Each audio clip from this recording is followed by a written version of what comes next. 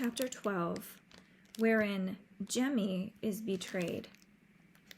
With a gleeful chuckle, Hold-Your-Nose Billy dropped the ransom note and the golden crown into a dirty linen sack. When he'd knotted the sack to the saddle, he turned to Cutwater. "Soon as I'm within a squint of the castle, I'll turn the beast loose. Guard our prisoners." "I'll tie him up," Cutwater wheezed, giving his heavy partner a foot up into the royal saddle. From the doorway, Jemmy watched Hold-Your-Nose Billy vanish into the tangled maze of tree limbs and brambles. Then he glanced about at the bare furnishings, the hanging ropes of garlic bulbs, the bed straw, the chest of stolen goods. He'd need some trickery to escape. The prince fixed him with a smirk. "You're clever, all right, but a common dunce all the same." "Gaw! A cartload of gold and jewels. The ruffians would have been content with a mere jingle of coins." Jemmy's eyes swung back to the bedstraw. There was his escape. "A cartload of moonshine," he said. "It'll never be forked over." "I'm the prince. Papa will have to pay it." Jemmy began burrowing like a barn mouse under the moldy straw. "Not a bit he won't." "Papa will foam at the mouth." Jemmy was disappearing limb by limb under the straw.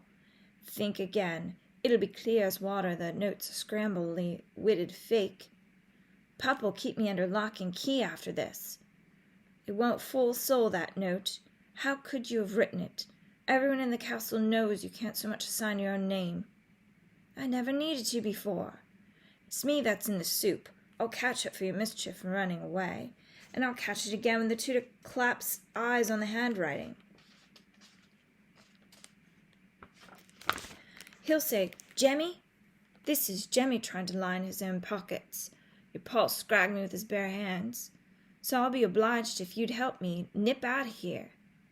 "I promise you my protection," announced the prince with sudden generosity. "Jemmy protects himself," said the whipping boy. "When that plague-eye Walter comes to tie us up, tell him I slipped out the door.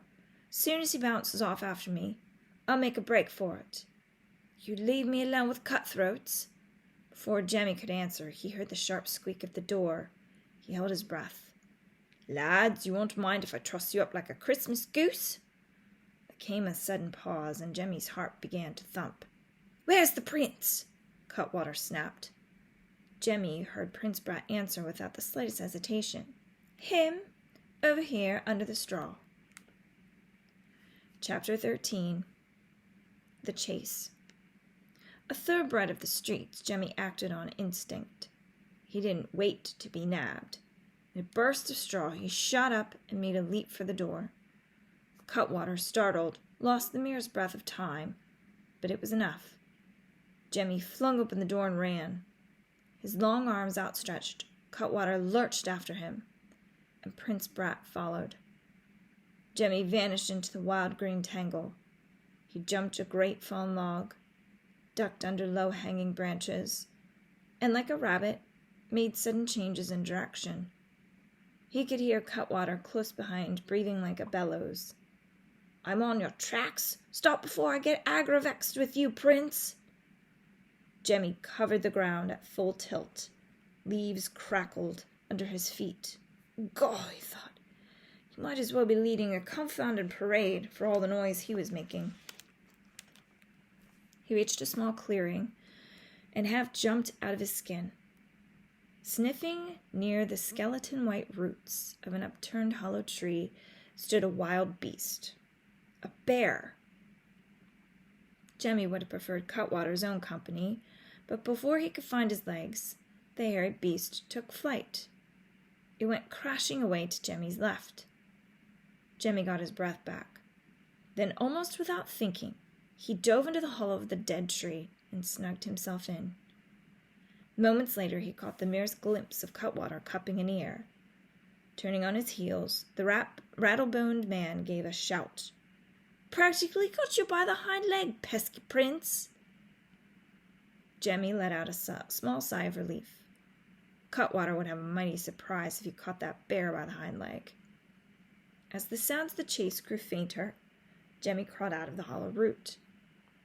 The sun was now high enough to send down smoky rays of light through the treetops. Which way was the river? And then he saw Prince Brat, his face lobster red from running, at the edge of the clearing. "Unfaithful servant!" he protested, glaring hard at Jemmy. Until this moment, Jemmy hadn't had a moment's pause for anger, but now fury shot into his eyes. "Curse this blabber-tongued, hateful prince! You betrayed me!" "You'd have deserted me without a care," Jemmy bristled. "Ain't it me they think is the prince? If you hadn't pointed me out under the straw, Cutwater would have flown off to pick up my tracks, and we could have crept away dead easy. I won't be running my lungs out." The prince pondered this for a moment. He nodded. "Then I forgive you."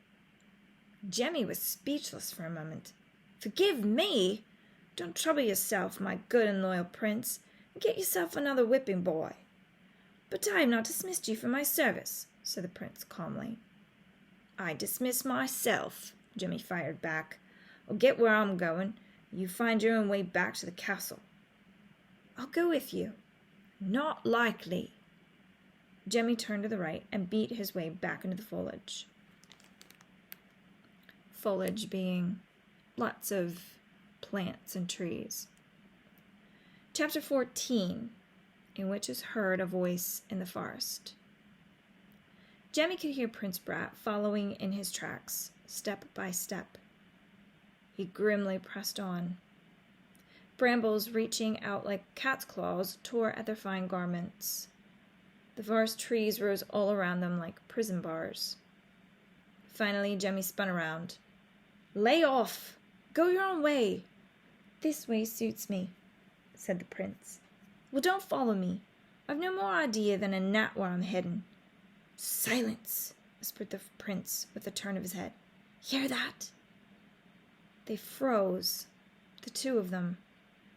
A voice came wailing through the woods. "Petunia!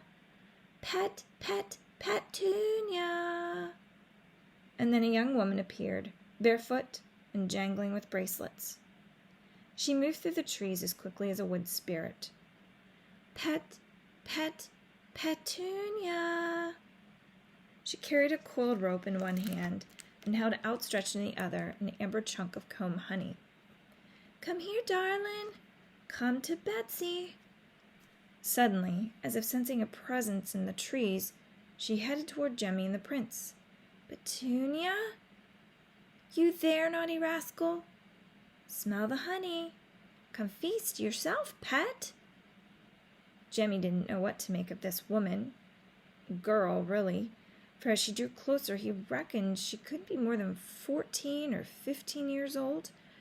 He stepped out into full view with the prince clinging to him like a shadow. "Miss?" She stopped short. "My eyes! Who are you?" "Lost," said Jemmy. "Would you know which way to the river?" "Course I do. Ain't we heading for the fair, me and Petunia? Have you seen him?" "Petunia?" "Got loose, he did, my dancing bear. World famous." "Scared me out of my skin," Jemmy replied and pointed. "Back there." She turned on her heels and started off. "Hey!" Jemmy shouted. "Where's the river?" "Where it's always been. Due south." "Which way is south?" Betsy paused to set her arm like a signpost. "Straight on." "You certain?" "Certain, I'm certain. Didn't Pa always say I had a head like a compass? Rest him in peace." And she was gone. Their clothes were ripped to tatters by late morning, when Jemmy and the prince caught sight of the sparkling river, and almost at once they dove back into cover. Mounted on high-stepping horses, a pair of soldiers were advancing along the river road. "They must be out searching for you," Jemmy whispered. "If they catch me with you, I'm done for." Prince Brat didn't seem to be listening. His eyes were fixed on the passing soldiers. "Look here," Jemmy muttered impatiently. "I can't have you sticking to me like a barnacle. Ain't you had a snoutful of running away? Go back with the soldiers." The prince shook his head. "Let them pass." And then he added with the faintest of smiles, "This is the first time no one has had fits because I got my clothes grimy. The ladies keep me clean and starched as a pillowcase. But you're a prince. Is my face dirty as yours? You don't belong knocking about outside the walls."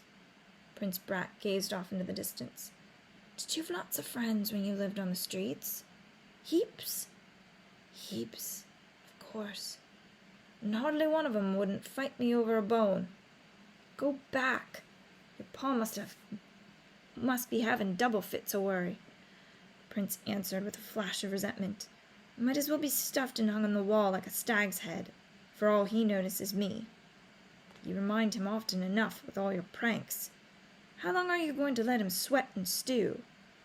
"I don't know," declared the prince. "Maybe I'll never go back. This is the best time I ever had." "Gah!" Jemmy murmured. Chapter 15 of the Hot Potato Man and Other Matters. The soldiers had passed by. Following the river, Jemmy ventured toward the city. Prince Brat strode along beside him. "As soon as I can, I aim to give you the slip," Jemmy warned. "You'll be on your own." The prince said nothing. The tide was low, and they traveled out of sight of the road, below a grassy embankment. In the distance, against billowing white clouds, stood a jackstraw jumble of ship's masts. "You can fend for your own self, can't you?" Jemmy asked suddenly. "Of course I can," answered the prince in a stinging voice. "I don't need flocks of servants to fetch and carry for me." "It's settled, then." "Settled. Skip off any time you like." With the tide out, a wide mud flat lay exposed.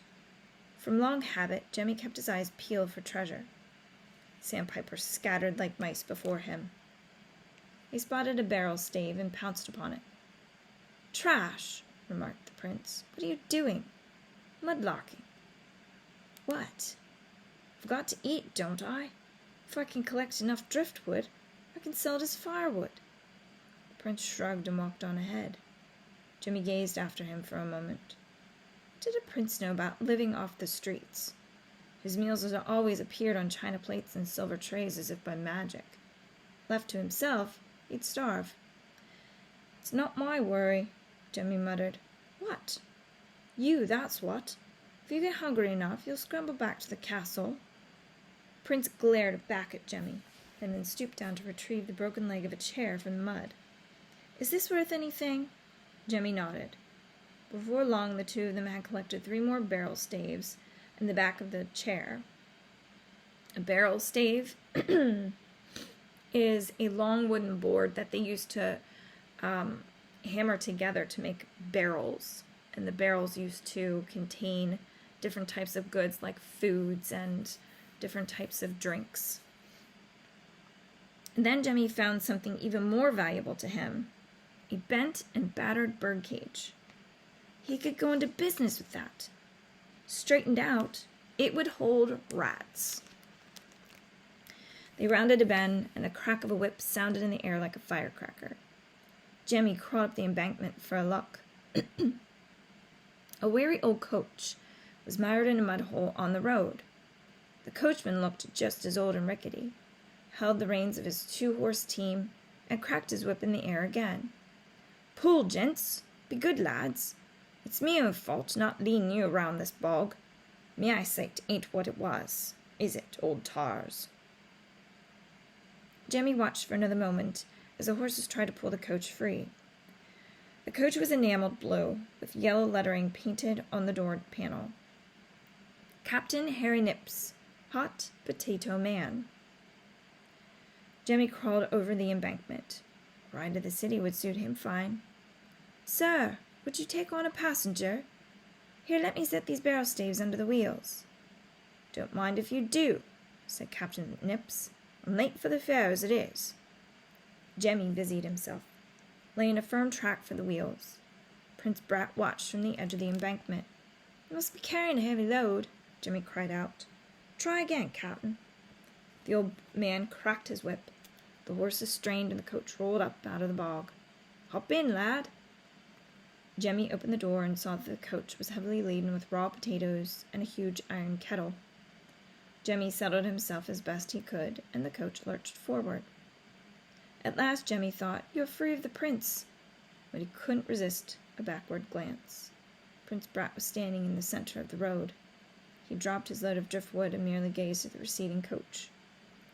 Jemmy straightened and folded his arms. The prince wasn't his lookout any longer, but he'd stood there like a wounded bird. Blast him! The prince hadn't a cockeyed notion how to fend for himself. "Stop, Captain!" Jemmy shouted. "We left my friend behind." The hot potato man pulled up on the reins. Jemmy leaned out a window. With an arm he motioned Prince Brat to come along. For an instant Jemmy thought he saw a smile flash across the prince's face, but it had vanished by the time the heir to the throne joined him inside the coach. They rode in silence. Jemmy wondered what had possessed him to refer to Prince Brat as his friend. Friend? Cows would give beer first. Then, minutes later, the coach rocked to a sudden halt. "Stand and deliver!" came a shout. A pair of highwaymen were training pistols on Captain Nips. Jeremy hardly had to peer out. The voice was familiar. It was Hold-Your-Nose Billy and Cutwater.